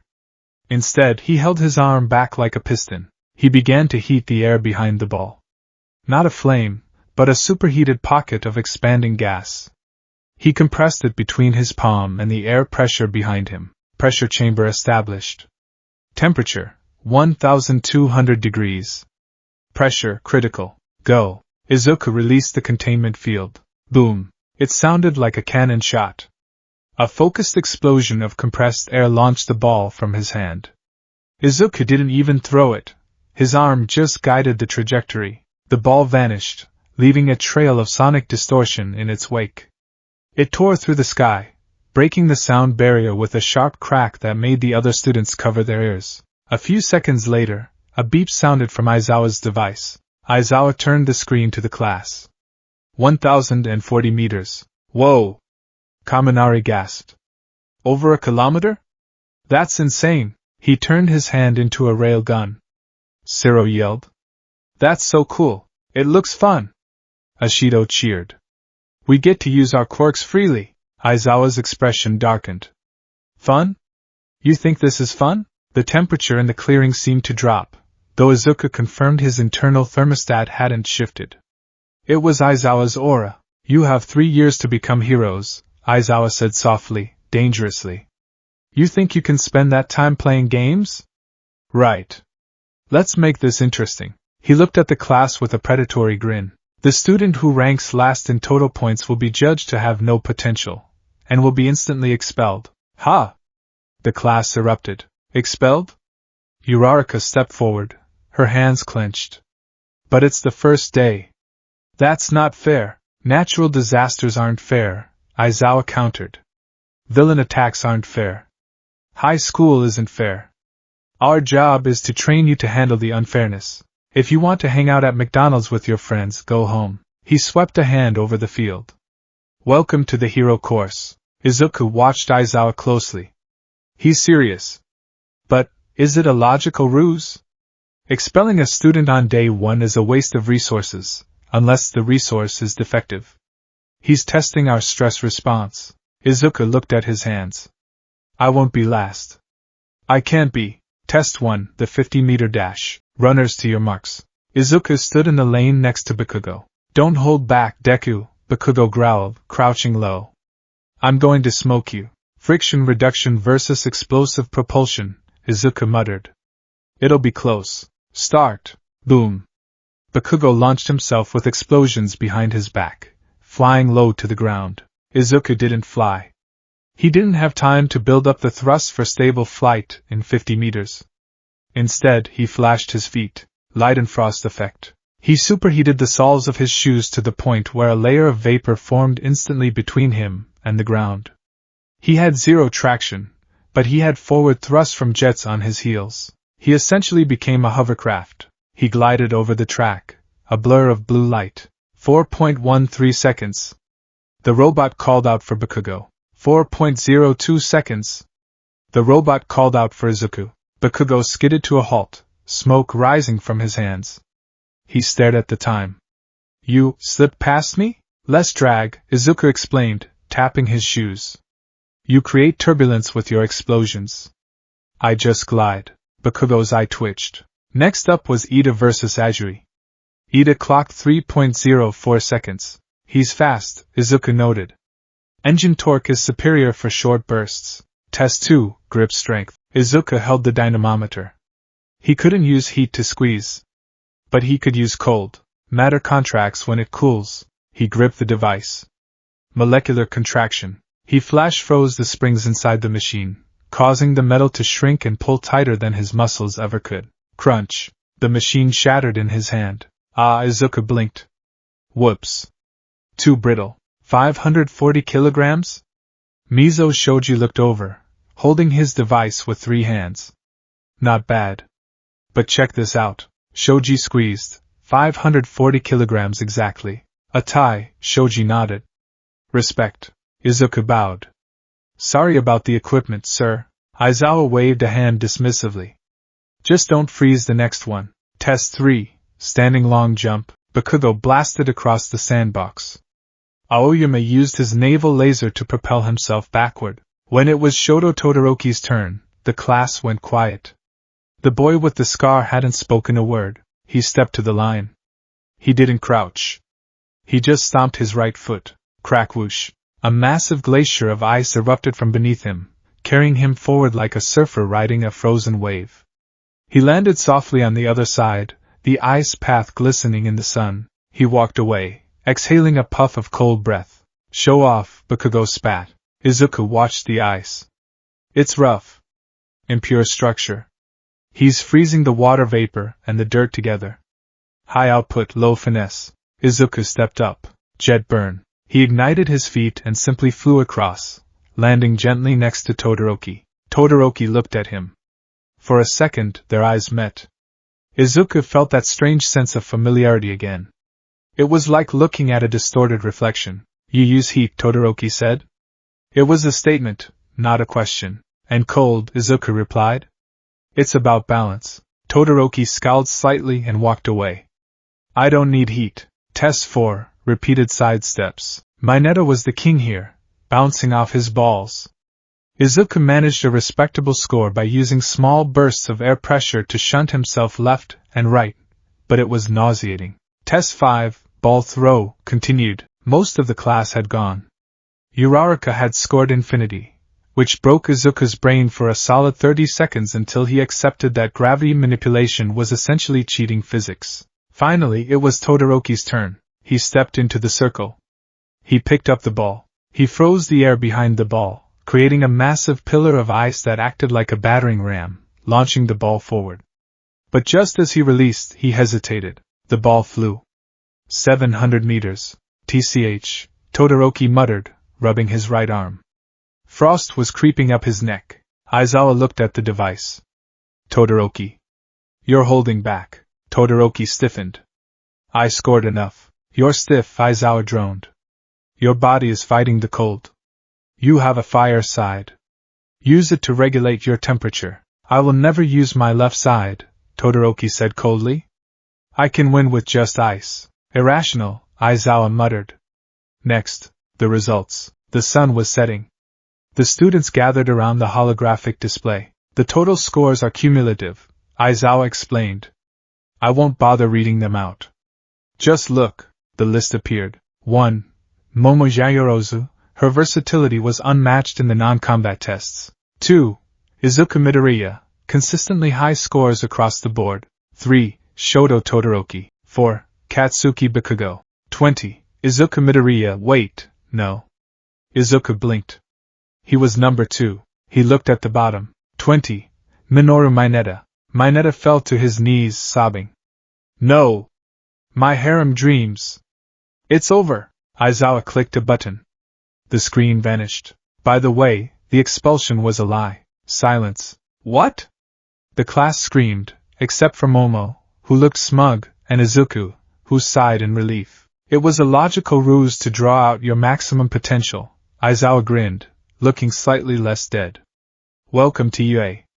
Go get your syllabi back in the classroom. He turned and walked away. As Mineta wept tears of joy, Izuku packed his bag. He felt a gaze on him. He turned. Shoto Todoroki was waiting by the gate. Midoriya, Todoroki said. Todoroki? Izuku walked over. You did well today. Though. Aizawa-sensei was right. You were slowing down near the end. Hypothermia affects reaction time. Shut up, Todoroki said, but there was no heat in it. Just a flat, weary anger. You're a fusion type, aren't you? Fire and ice blended. Dr. Tsubasa called it entropy, Izuku corrected. I manipulate temperature. Why? Todoroki stepped closer. He was taller than Izuku, looming over him. My father is Endeavor. The number 2 hero. Izuku nodded. I know. You look like him. Well, half of you does. He has been trying to create a successor for years, Todoroki whispered, his voice trembling with suppressed rage. He bought my mother's family off to get her ice quirk. He wanted a hybrid, a tool to surpass All Might. Izuku felt a chill run down his spine. Quirk marriage? That's archaic. And illegal. He calls me his masterpiece. Todoroki spat the word. But I am rejecting him. I will become number 1 without ever using his damn fire. I will reject his power completely. He looked Izuku in the eye. But then you show up. A random mutation. No eugenics. No abuse. And you have the perfect fusion he always wanted. You can mix them. You don't freeze. You don't burn. Todoroki clenched his fist. The ice on his right side crackled. You are everything he wanted me to be. And that pisses me off. Izuku stood his ground. He didn't back down. He analyzed the boy in front of him. He saw the pain. He saw the scar, a burn mark over his left eye. A burn, from fire? Or boiling water? Todoroki, Izuku said softly. I'm not your father's creation. I'm just Izuku. My quirk is mine. And yours, isn't that yours too? Todoroki's eyes widened slightly, then narrowed into slits. No, he turned away. It's his. And I will beat you, Midoriya. I will beat you with just my ice. To prove that he was wrong. To prove that his fire is worthless. He walked away, leaving a trail of cold air in his wake. Izuku watched him go. Thermodynamic imbalance, Izuku muttered to himself. A system divided against itself cannot stand. He's going to break if he keeps this up. DKU, Izuku flinched. Bakugo was stomping toward him. What were you talking to half and half about? Bakugo demanded. Nothing, Kaken, Izuku sighed. Just family issues. Whatever, Bakugo scoffed. You got second place. I got fourth. That softball throw, you used compressed air? Yes. TCH. Clever trick, Bakugo grudgingly admitted. But in a real fight, you won't have time to charge up. Don't get cocky. I'm not cocky, Kaken, Izuku smiled tiredly. I'm just trying to keep my temperature stable. The next day, battle trials, I am here. Coming through the door like a normal person, All Might burst into the classroom, wearing his Silver Age costume. The class cheered. Hero basic training. All Might flexed. Today, we're doing combat. And for that, you need these. The wall panels opened to reveal numbered suitcases. Costumes. Ground beta. The class emerged from the tunnel, decked out in their hero gear. Uraraka wore a tight pink suit that she seemed embarrassed by. Ida looked like a knight in white armor. Bakugo had massive grenade gauntlets. And Izuku walked out in a suit that looked more like a hazmat suit crossed with a fighter jet pilot's gear. It was dark teal and black. The fabric was a thermoregulating polymer. On his back was a sleek, flat backpack with vents, a heat sink. His boots were heavy, reinforced with iron soles for his kick-based flight. On his forearms were gauntlets with pressure gauges and nozzles. He wore a mask that covered his mouth and nose, filtering the air and allowing him to breathe even in extreme temperatures or smoke. Looking sharp, Midoriya. All Might gave a thumbs up. Very utilitarian, thanks. Izuku's voice was slightly muffled by the mask. It helps me regulate my internal pressure. If I overheat, the vents on the back open automatically to release steam. Practical. All Might nodded. Now. The battle trial. He explained the rules. Heroes versus villains. Indoor battles. Capture the weapon or the enemy. Teams will be drawn by lots. Izuku drew a ball. Team A. Uraraka drew a ball. Team A. Yay! We're together again. Uraraka cheered, high-fiving him. Fate is kind. Izuku smiled behind his mask. Your gravity manipulation pairs well with my mobility. We can create 3D maneuvers. All Might reached into the box for the opponents. Team A will face Team D. Izuku froze. Team D. Katsuki Bakugo. Tenya Ida. Across the room, Bakugo grinned. It wasn't a nice grin. It was the grin of a wolf that had just cornered a rabbit. Finally, Bakugo cracked his knuckles. I get to blast you. Ida adjusted his glasses. A fated battle. Bakugo, we must formulate a strategy. Shut up, Bakugo said, staring at Izuku. I'm just going to kill him. That is not very heroic. The setup. The villains Team D have 5 minutes to set up inside the building. All Might announced. The heroes, Team A, will infiltrate inside the building on the 5th floor. Ida was pacing around the papier-mâché bomb. Okay, Bakugo. Midoriya is dangerous. His range is incredible, and he can fly. Uraraka can make things float. We should barricade the room and I'm going to intercept them. Bakugo walked toward the door. What? You're abandoning the objective? The objective is to win, Bakugo snarled. Deku has been looking down on me for years. With that calm, analyzing face of his. Oh, Kaken, your quirk is inefficient. I'm going to show him inefficient. Bakugo, wait. Communicate. Bakugo ignored him and stalked into the hallway. Outside, Izuku and Uraraka studied the blueprints. Okay, Uraraka, Izuku pointed to a window. The weapon is likely on the upper floors. Ida is serious, so he'll stick to the weapon. Bakugo. Bakugo will come for me. You think he'll attack right away? I know he will, Izuku said. He wants to prove his explosion is superior to my entropy. He'll aim for a knockout. So what do? We split up, Izuku said. I'll draw his aggro. You float up the outside and flank Ida. Ida will be expecting a frontal assault, but can you handle Bakugo alone? Uraraka asked, worried. Izuku adjusted his gauntlets. He vented a small hiss of steam. I've been analyzing Kaken since we were 4, Izuku said, his eyes glowing green. I know his timing. I know his right hook. And I know his limit. Start. All Might's voice boomed. Izuku and Uraraka entered the window on the 1st floor. They walked down a long, dark corridor. It was silent. It's too quiet, Uraraka whispered. Get back! Izuku shouted. He shoved Uraraka aside just as Bakugo burst from around the corner. Die! Bakugo fired a massive explosion right at Izuku's face. Izuku didn't dodge. He raised his left hand. Heat sink! The explosion hit him. But instead of blowing him backward, the fire seemed to get sucked into his palm. Izuku absorbed the thermal energy of the blast, feeding it into his own reserves. The concussive force still rattled him, pushing him back a few feet, but he wasn't burned. What? Bakugo landed, stunned. You ate it? Explosions are just rapid exothermic reactions, Izuku said, smoke curling off his suit. Thanks for the fuel, Kaken. Izuku lunged. He didn't use fire. He used the energy he just absorbed to power his muscles, enhancing his speed. He grabbed Bakugo's arm. Judo! He flipped Bakugo over his shoulder, slamming him into the concrete floor. Wham! Bakugo gasped, the wind knocked out of him. Uraraka, go! Izuku yelled. Right. Uraraka ran past them toward the stairs. Bakugo tried to get up, but Izuku pinned him. Don't look down on me!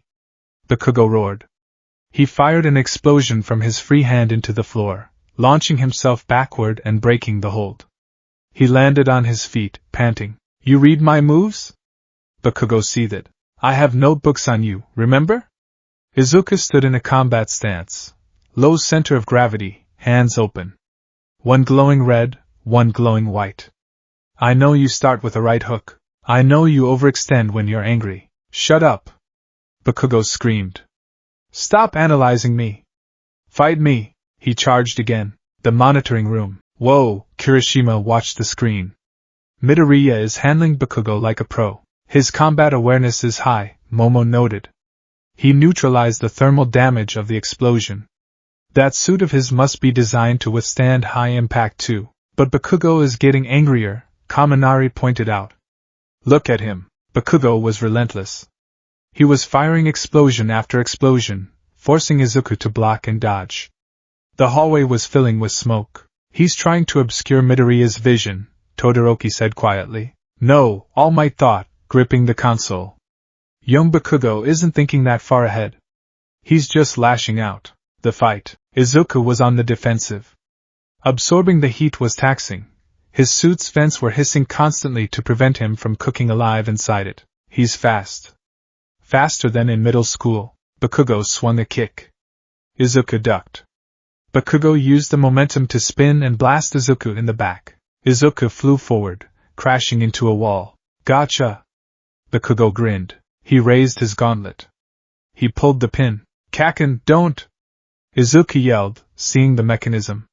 That creates a localized blast meant for destroying fortifications. You'll bring the ceiling down. He won't die if he dodges. Bakugo laughed maniacally. Young Bakugo, stop! All Might shouted over the comms. You'll kill him! Bakugo pulled the trigger. Boom! A massive torrent of fire engulfed the hallway. It was a devastating attack, enough to incinerate a normal human. The smoke cleared. A massive wall of ice stood in front of Izuku. It was thick, jagged, and melting rapidly, but it had held. Izuku crouched behind it, shivering. That was close, Izuku chattered. The ice wall shattered as Bakugo punched through it. Ice? You're playing turtle now? Izuku stood up. The left side of his suit was frosted over. The right side was glowing red. Uraraka, Izuku tapped his comms. Status? I'm at the weapon. But Ida saw me. He's cleaned the room so there's nothing to float. I need 1 minute, Izuku said. Then hold on to something. What? Izuku looked at Bakugo. Okay, Kaken. You want a big finish? Let's do it. Finally. Bakugo ignited both hands. Izuku took a deep breath. He began to activate his quirk fully. From his right side, heat poured out, turning the air into a shimmering mirage. From his left, a cold mist descended. The two air masses met in the center of the room. What are you doing? Bakugo hesitated. The air pressure in the hallway was dropping rapidly. His ears popped. Convection, Izuku whispered. Hot air rises. Cold air sinks. When they mix rapidly in a confined space, a swirling vortex of wind began to form around Izuku. A mini-cyclone. Mist cloak. Izuku released a massive cloud of steam. The hallway turned white instantly. Visibility dropped to 0. I can't see. Bakugo swung blindly. Where are you, coward? He felt a hand on his chest. Right here. Izuku unleashed a thermal shockwave. He didn't burn Bakugo. He just pulsed a wave of kinetic force created by expanding air. It blasted Bakugo backward, lifting him off his feet and slamming him into the far wall. Simultaneously, Izuku aimed his right hand upward. Uraraka! Now! Rising thermal column. Izuku fired a massive updraft of superheated air through the hole Bakugo's blast had made in the ceiling. The air rushed upward through the building, smashing through the floors like a geyser. 5th floor. The floor beneath Ida exploded. What in the name of? Ida yelled as the floorboards were ripped up by a sudden gale force wind. Debris flew everywhere. Now! Uraraka yelled. She grabbed a pillar, using it as a bat. Home run! She swung the pillar at the debris Ida had cleared, sending a shower of rocks toward him. A distraction. Ida covered his face. Uraraka leapt. She floated herself over the chaos. As Ida braced against the wind, she hugged the papier-mâché bomb. Captured. The aftermath. Hero team wins. All Might announced. The wind died down. The steam cleared. Izuku stood in the hallway, leaning against the wall. He was exhausted. Using that much environmental control was draining. Bakugo was sitting against the opposite wall. He wasn't unconscious, but he was stunned. His eyes were wide, staring at the hole in the ceiling that went up 5 floors. You! Bakugo rasped. You held back. I didn't, Izuku panted, sliding down to sit. I used everything I had to not kill you. Bakugo looked at his hands. They were trembling. For the first time, the reality of the gap hit him. Izuku hadn't just beaten him in a brawl. He had outmaneuvered him, outplanned him, and overpowered him using the environment itself. Damn it, Bakugo whispered. Tears of frustration welled in his eyes. Damn it all! The review. Back in the monitoring room, the class was buzzing. That was intense. Midoriya is scary. Momo Yaoyorozu raised her hand. The MVP of this battle was Ida. Eh? The class blinked. Midoriya's attack was reckless, Momo explained. He caused structural damage that could have collapsed the building. Bakugo was acting on emotion, ignoring the objective. Uraraka improvised well, but relied on Midoriya's chaos. Ida was the only one who properly prepared the stronghold and acted according to the scenario, until the floor exploded. All Might's sweat dropped. Ah, yes. Correct. Young Ida was the most prudent, Izuku nodded, taking notes. She's right. The thermal column was a gamble. If the structural integrity was weaker, the roof would have come down. Bakugo stood silently in the back, staring at Izuku. He didn't yell. He didn't explode. He just watched. End of the day. Izuku walked out of the school gates. He was sore. His muscles ached from the thermal stress. Deku! Izuku turned. Bakugo was running after him. Kaken? Bakugo stopped, breathing hard. The sunset cast long shadows over them. I lost, Bakugo said, his voice raw. You beat me. The strategy, the power, you were better. Izuku's eyes widened. Bakugo admitting defeat? But don't think this is over. Bakugo yelled, tears finally spilling over. I'm just getting started. I'm going to work harder. I'm going to surpass you. I'm going to be number one. You hear me? He turned and marched away, wiping his eyes furiously. Izuku smiled softly. I know, Kaken. And one more thing. Bakugo stopped but didn't turn around. That half-and-half bastard.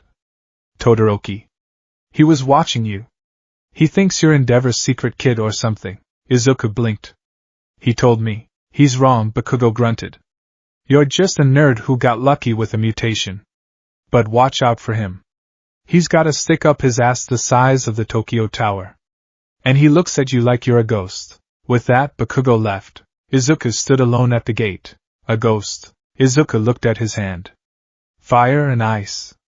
Equilibrium. Todoroki was fighting a ghost, the ghost of his father's ambition. Izuku was fighting for the future. I have to save him too, Izuku whispered to the wind. Eventually, he turned and walked home.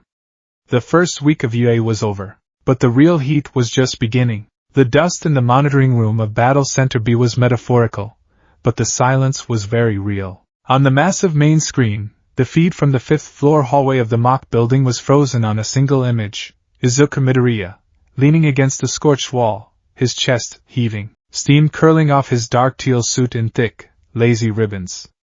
Opposite him sat Katsuki Bakugo, looking less like a human boy and more like a defused bomb, slumped, staring at his hands, his gauntlets heavy and useless at his sides.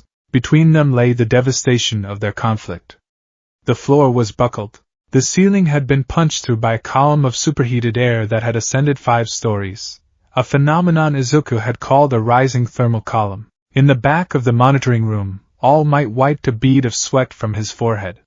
He held back, the number one hero thought, his heart hammering against his ribs. If young Midoriya had not vented that pressure upwards, if he had directed it horizontally, the building wouldn't be standing. Hero team wins!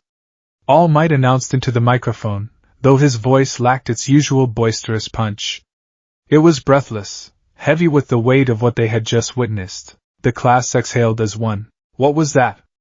Eijiro Kirishima breathed, his hands gripping the back of the chair in front of him. I thought Midoriya was a chill guy. He turned the air into a weapon. It wasn't just power, Momo Yaoyorozu murmured. Her eyes narrowed as she studied the readouts on the side monitors.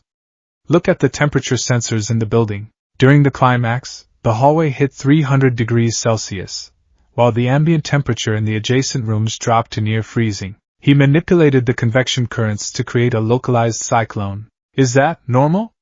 Denki Kaminari asked, looking pale. Like, is that something people just do? No, Shoto Todoroki said. The word cut through the chatter like a knife. The dual-haired boy was standing in the corner, his arms crossed. His eyes were fixed on the screen, specifically on Izuku. That level of thermal regulation requires constant, microsecond adjustments, Todoroki continued, his voice devoid of emotion but heavy with implication. To heat the air without burning himself, and to cool the surroundings without freezing his own blood, he is constantly balancing the equation. It is annoying. The doors to the monitoring rooms slid open. A medical bot wheeled in, followed by a limping Uraraka and a stretcher carrying a stunned Ida. A few moments later, Izuku walked in, supporting a stumbling Bakugo. "Let go of me, Deku," Bakugo grunted, though there was no real venom in it. "Just exhaustion. You're concussed, Kaken," Izuku said calmly. "Your equilibrium is off. Walk straight, or you'll fall." "I said let go." Bakugo shoved him away, stumbling to a bench and collapsing onto it. He put his head in his hands. All Might cleared his throat, stepping into the center of the room. "Well, that was certainly an impassioned start to our battle trials. Despite the structural damage, the hero team secured the objective." He looked around the room. "Now, can anyone tell me who the MVP of this battle was?" A hand shot up instantly. "Sir, young Yaoyorozu," Momo stepped forward, flipping her hair. "It was Tenya Ida." The class blinked. Even Ida, who was holding an ice pack to his head, looked surprised. "Explain," All Might said, leaning back. "Midoriya's attack was reckless," Yaoyorozu began, turning to face Izuku. "She wasn't malicious, but she was clinical. While your application of thermodynamics is fascinating, Midoriya, you caused structural instability that, in a real-world scenario, could have collapsed the building on top of the hostages, or the nuclear weapon you were meant to secure. You prioritized the fight with Bakugo over the safety of the mission environment." Izuku nodded slowly. "You're right. I calculated the sheer strength of the concrete, but I didn't account for the thermal expansion of the rebar. The ceiling gave way faster than I anticipated. It was a miscalculation." Yaoyorozu paused, surprised he admitted it so easily. "All right." And Bakugo acted on pure emotion, abandoning the objective to pursue a grudge match. He utilized lethal force indoors. Uraraka improvised well, but her final move relied on the chaos Midoriya created.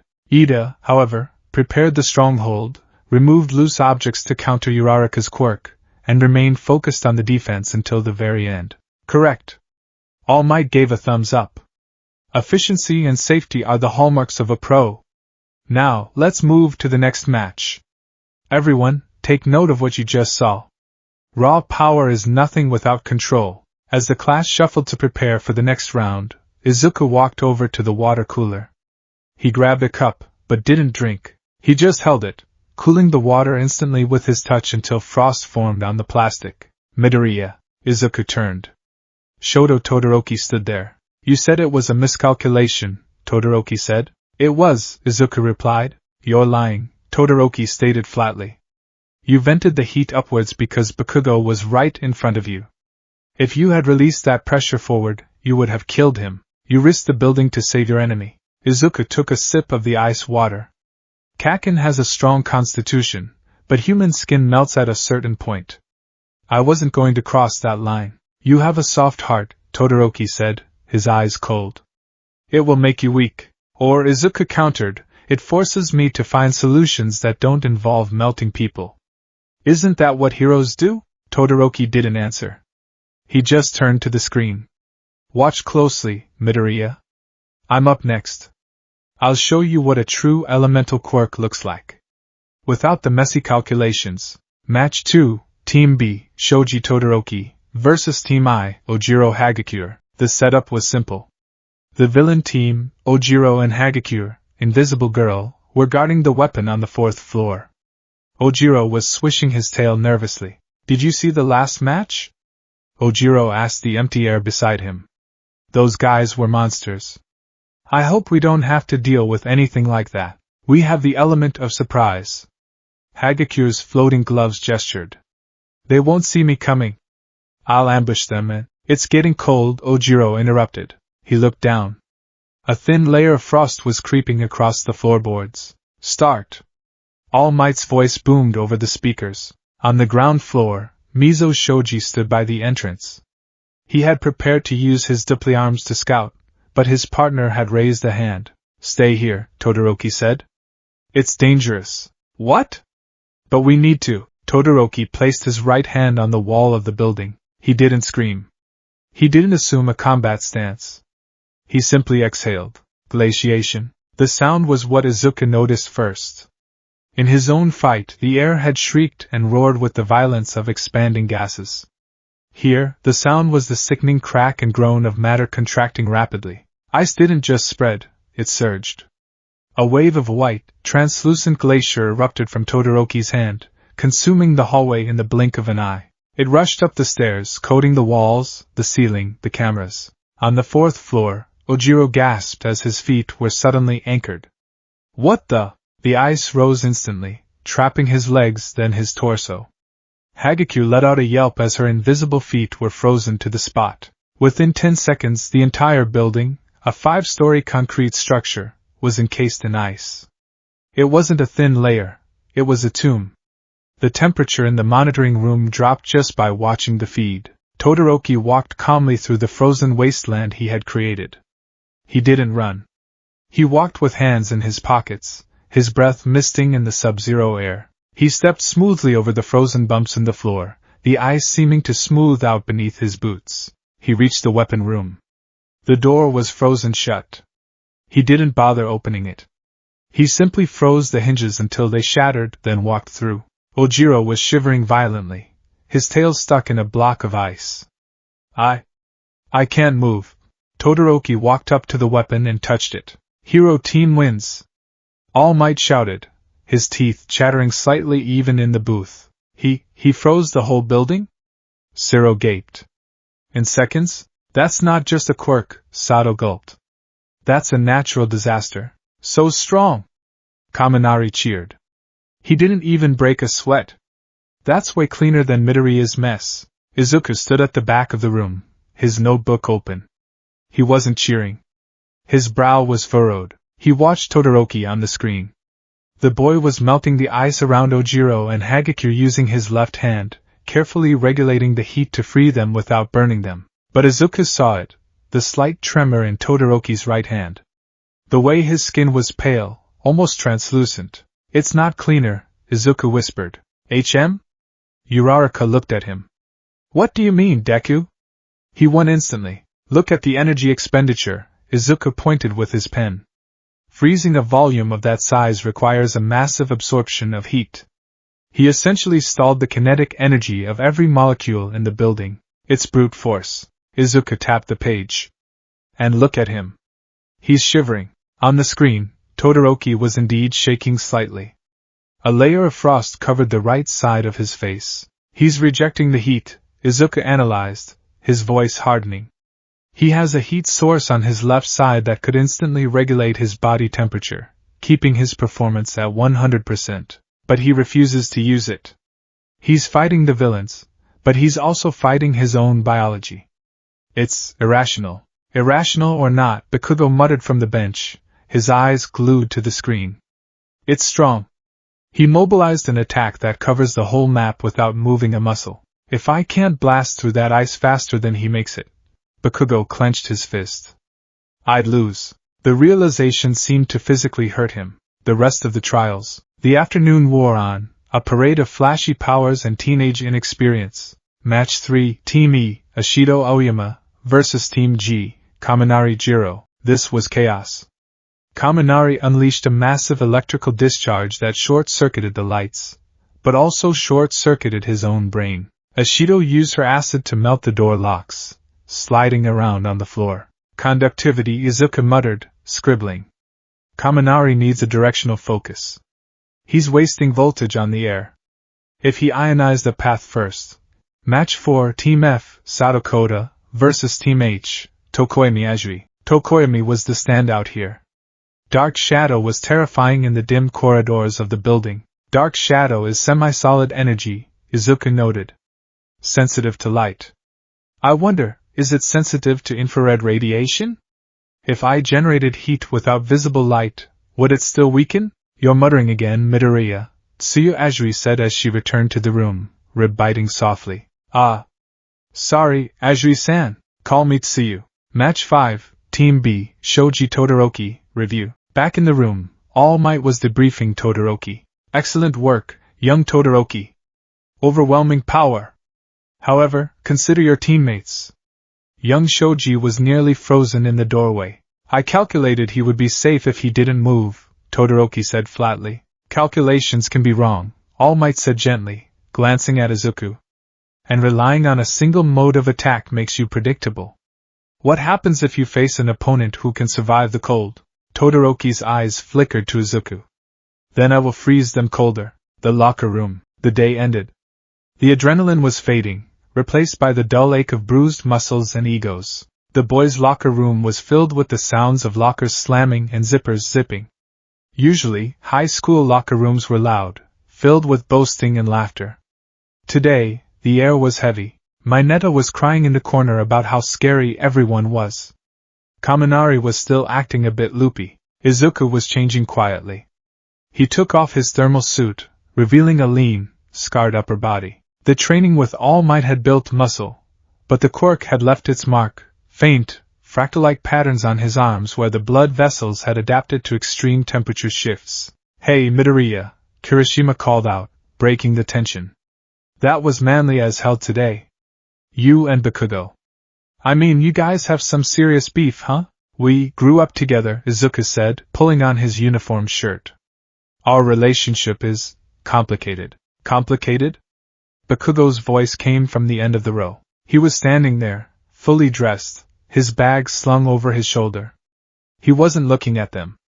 He was staring at the wall. "You've been hiding that power for 10 years, Bakugo said quietly. "Laughing at me behind my back." "I never laughed at you, Kaken," Izuku said, buttoning his collar. "I admired you. That's why I wanted to beat you. Because you were the symbol of victory to me." Bakugo turned slowly. His eyes were red-rimmed. "Victory? You call that victory? You barely stood up at the end. An ice face out there."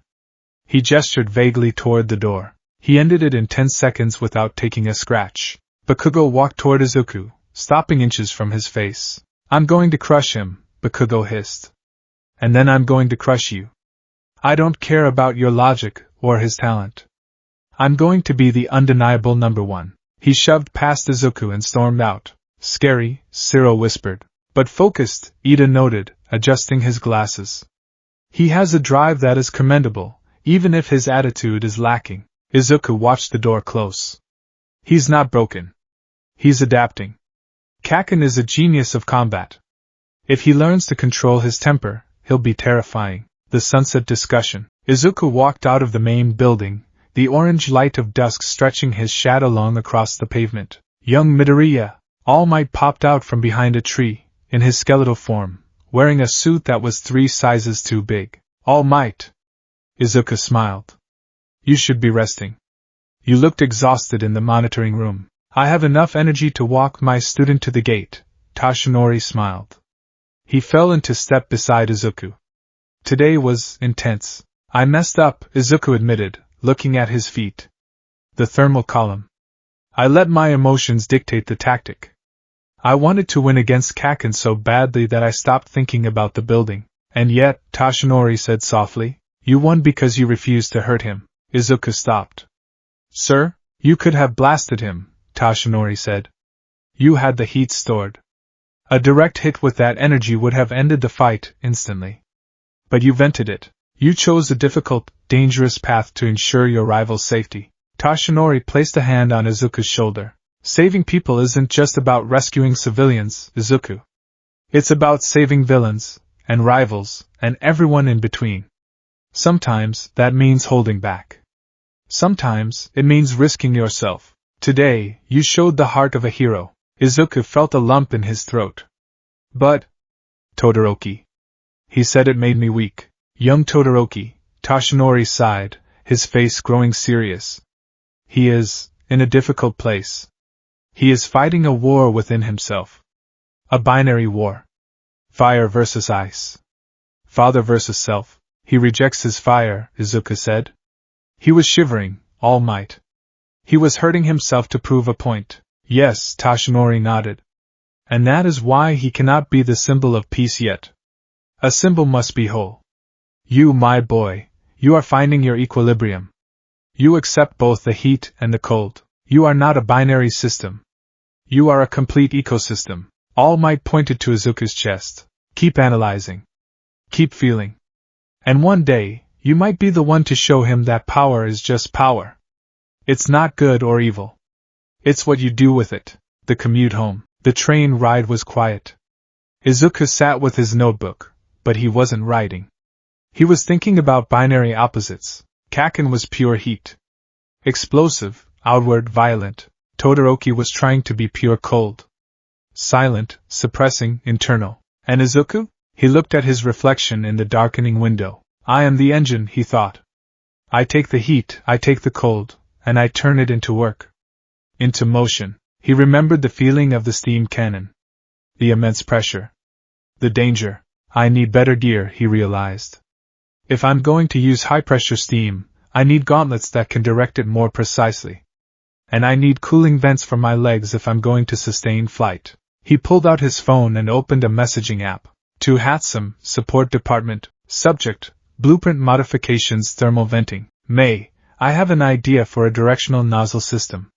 Can we discuss wind shear tolerance? A reply came instantly, from Hatsum. Babies? You want to make more babies? Meet me at the workshop at 0600. Bring chocolate, Izuku smiled.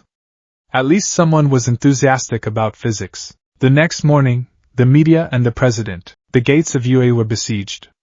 Reporters swarmed like locusts, shoving microphones into the faces of passing students. Hey!